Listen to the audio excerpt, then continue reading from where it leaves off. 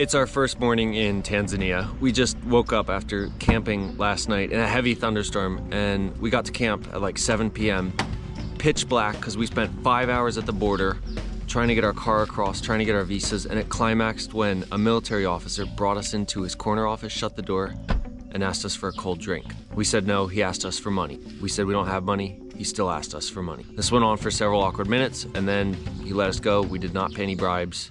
This starts our adventure across this great, fascinating, and absolutely crazy country. Follow us as we go through police checkpoints, we look for monkeys, we get lost in the jungle, and we have the time of our lives. Tanzania, let's do it.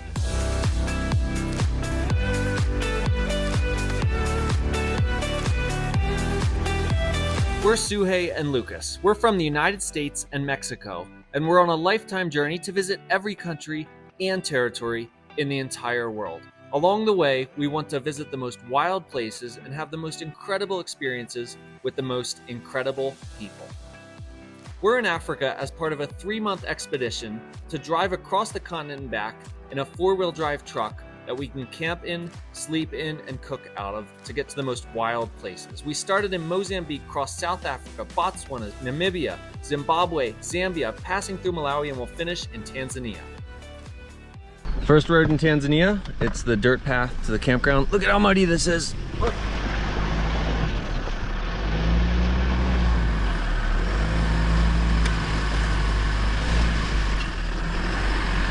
Okay, there's the road on the side that we're not gonna drive because it's so bad. We're driving the grass next to it, and we are in high 4 to get out of this campsite.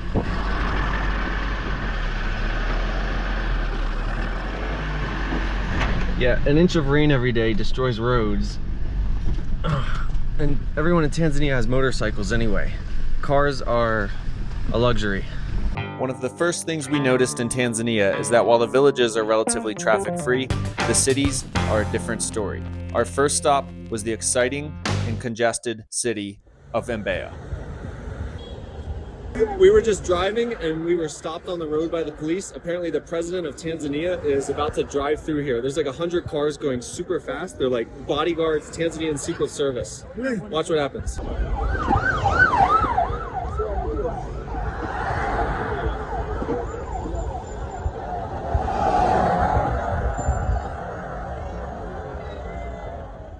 After unexpectedly seeing the president of Tanzania blaze by at 100 miles an hour, we cruised up into the volcanic hills just outside of Mbeya.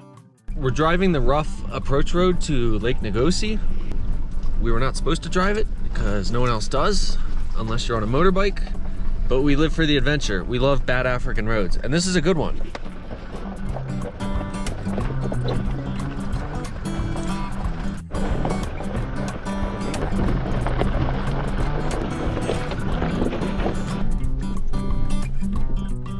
The goal is to reach the mythical sounding Lake Nagosi, perpetually shrouded in clouds. This is Lake Nagosi. It's a volcanic crater lake, apparently the second biggest in Africa. It's also late morning and it's clouding up. It's disappearing. If we would have been here 2 hours ago, it would have just been this brilliant turquoise gem. Today's just not a good day weather-wise to see the lake. Regardless, we're gonna be exploring the cloud forest and seeing some neat things while we're here.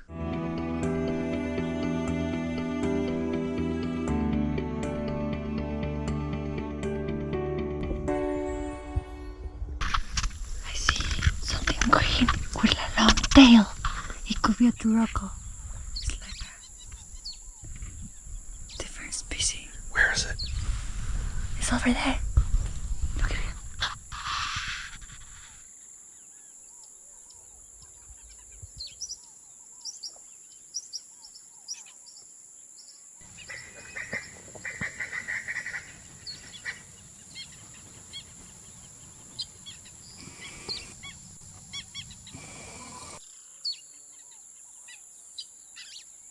Asante!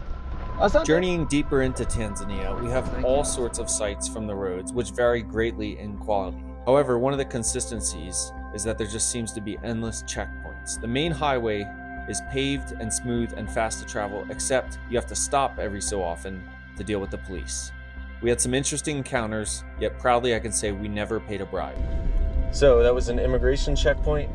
The officer was friendly, The police didn't seem interested in us, fortunately, but they're stopping a lot of other people.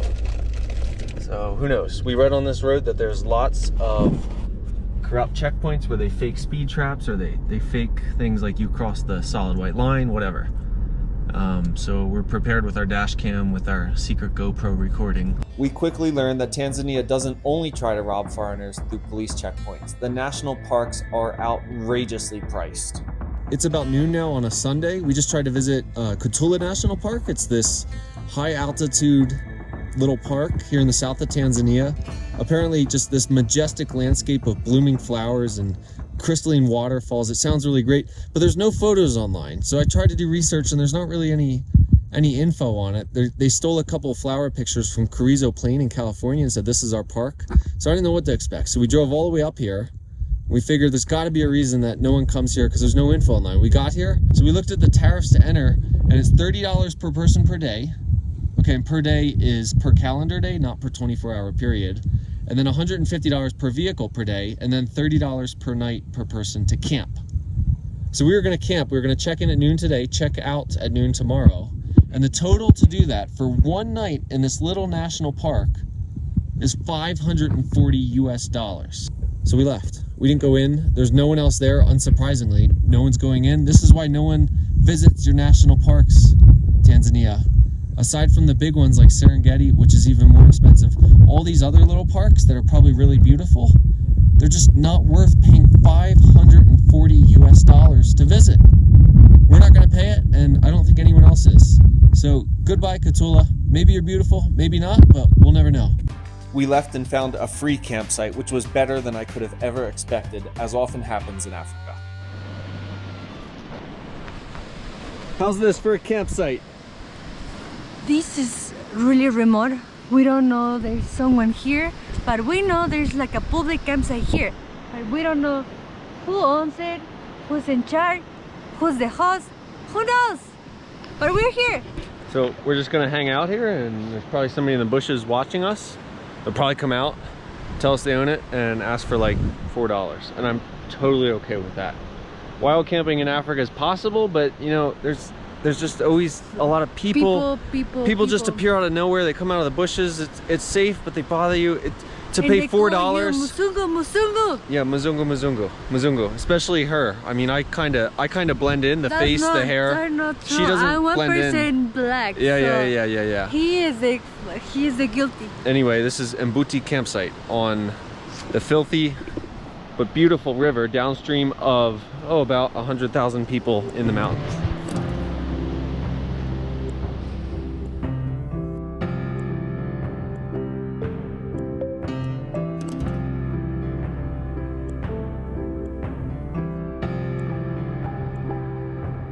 Continuing east on the main highway in southern Tanzania, we made sure to drive extra slow and be extra polite at the checkpoints in order to lower our risk of problems with the police.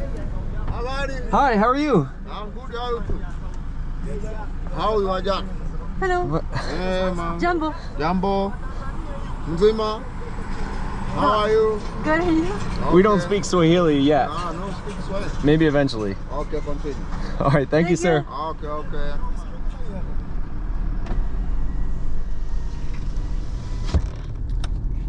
Whew. Okay, nothing happened there, but that was a little nerve-wracking because You don't think he saw it? he put his stick out to like stop, and then I was braking, and then he like lifted the stick and looked away and started to walk away.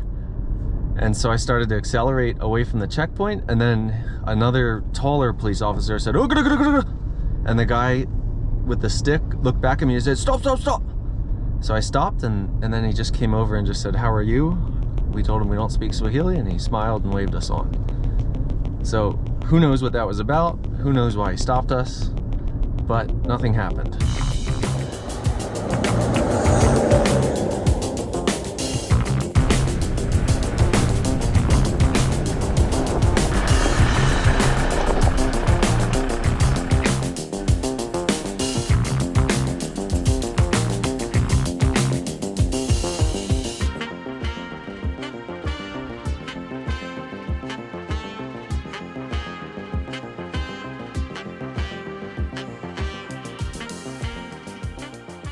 It's sunset and we just rolled up to this Hondo campsite here in Udzungwa Mountains. They wanted $20.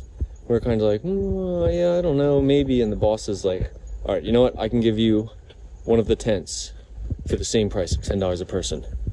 Look at the tent he gave us. This is what tourists pay $100 a night to sleep in, sometimes $300 a night.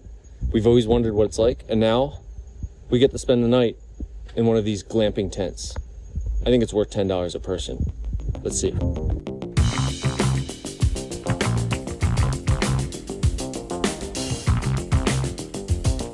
Soft bed. We got a little fan, even though it's not that hot. We got Suhei, who's excited to make rice and beans for dinner. And then, best part, look at this. We have the outdoor bathroom. We got a shower, and while we shower, we can look up the trees and see the monkeys playing around. The Udzungwa Mountains have one of the highest densities of primate species in the world, and we were keen to see as much as possible. It's a new day. We had a warthog stalking our camp all night. We made it through the night. It wasn't too bad. Now we're gonna try to summit the massive Mwani Hana Peak. This 3-day hike through the jungle is actually rarely done, and it's relatively easy. However, we weren't there to challenge ourselves. We were there to see some awesome nature. Look at this waterfall. Way too powerful. Stunningly beautiful. Part of the rules for going into this area is that all foreigners must go with both a guide and a guard. We normally don't do things like this because we like to do things independently. However, it is required here. The reasons? There's tons of dangerous animals here. Notably, elephants do roam the forest, as well as dangerous ants, there's poisonous spiders, giant snakes, and of course, there's plenty of fragile nature that needs to be protected as well.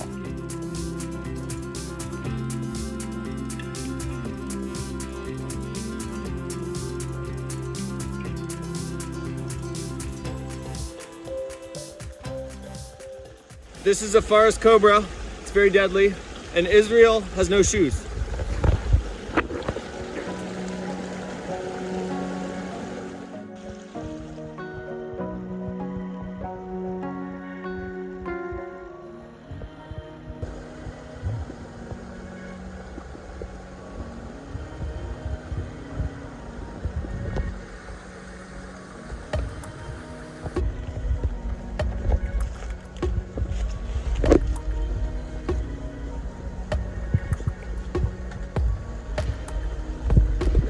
This is how we get the water in the Udzungwa Mountains. It comes out of, I don't know if it's a spring or what, but it just flows out of all these plants. It just disappears into more plants. And then we filter it and purify it with our Steri pen. And so far we haven't gotten sick. We are sleeping in this really cool cage structure. It looks like a jail, but it's actually just to keep out the baboons and the leopards. Check out our tent. Here we have Suhei preparing pasta for dinner. We have our tents on the concrete floor. No mattresses to save weight. And there we have the ranger and the guy's tent. And what are we cooking, Suhei? Pasta. Pasta. With? Pesto. We are going to make a very carbohydrate-rich meal of pasta. We also carried up about a pound of beef, completely frozen, that should be enough to feed us tonight.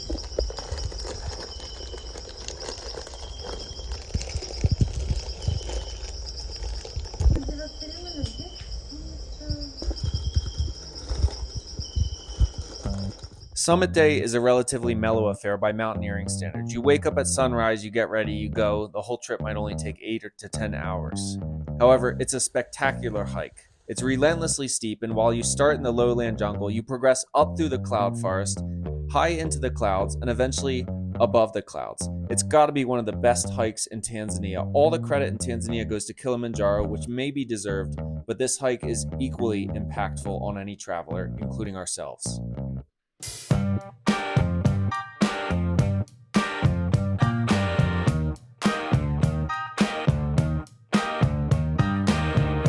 So close to the summit. We're actually really high, but we're in a cloud, so we don't know how high we are.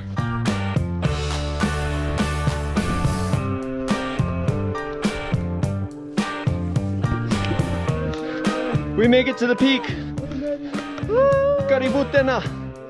Wanyana Peak, 2,100 meters.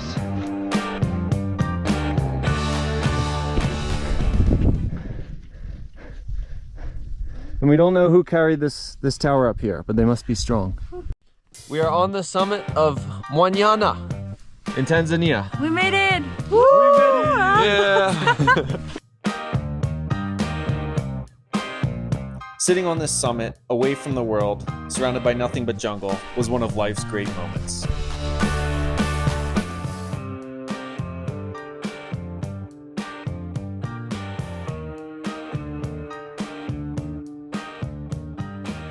This is another crazy Tanzanian town. This is Morogoro. There's people and tuk-tuks everywhere. Tanzania has a very young and rapidly expanding population with one of the highest birth rates in the world due to low rates of contraceptive use and women seen as second-class citizens to men. As a result, everywhere you go in any urban area seems to be relentlessly crowded with people everywhere. There's just not enough infrastructure, and for the most part, there's not even enough space to house such a rapidly expanding population. This is a common problem in much of Africa. While we weren't really impressed by cities in Tanzania, the campsites are fantastic. This was one of the best ones we stayed in outside of Morogoro. You never really know what you're going to get when you roll into a campsite in Africa. Some are awful and some are absolutely fantastic. This oasis is one that we won't forget. Look at this campsite. This might be the best one yet. It's only $11 a night. It even comes with, hi, a little dog we named Roo. Isn't he cute? Palm trees everywhere. We got the sink. It's called Simba Mwene campsite. And we got the patio area. We're gonna have a nice braai. Do a braai here. We'll set up our tent under these majestic palm trees. Most importantly, we have a swimming pool because it's really hot, so we're gonna go swimming. We're also the only people at the entire campground, as always. It's fantastic.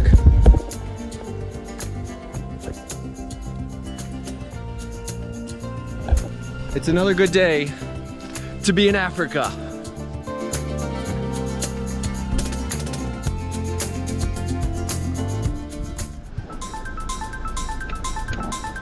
The roads in Tanzania vary. They're either really good on the highway because they're all paved with no potholes, or they're horrible, like the one we're on now. I can't even believe we're driving this. Even the motos have trouble. That's part of the adventure.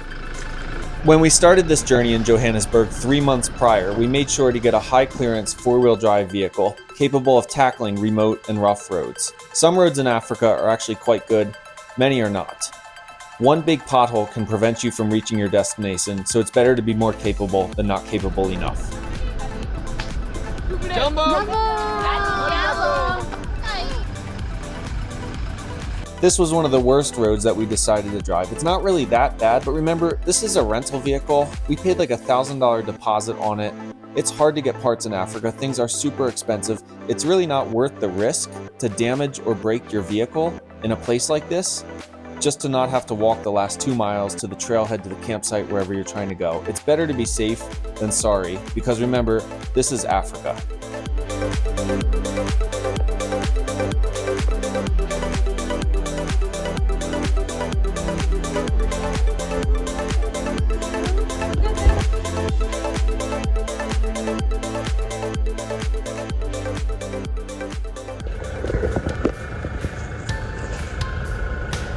We finally made it to Dar es Salaam. 3 months in Africa ends here. This is a crazy city and a great place to end an amazing trip. More next year. After a 3-month journey, it's difficult to reflect on all the feelings, emotions, thoughts, and experiences that you've had. I'd say Tanzania was one of our favorite countries in Southern Africa. The people are wonderful. It's fantastically safe. It's totally beautiful. The only downside is the national parks are really expensive, so we essentially skipped all the national parks. However, we had a great time. Throughout Africa, we saw so much and took home so many memories that I'll never forget. We'll be back.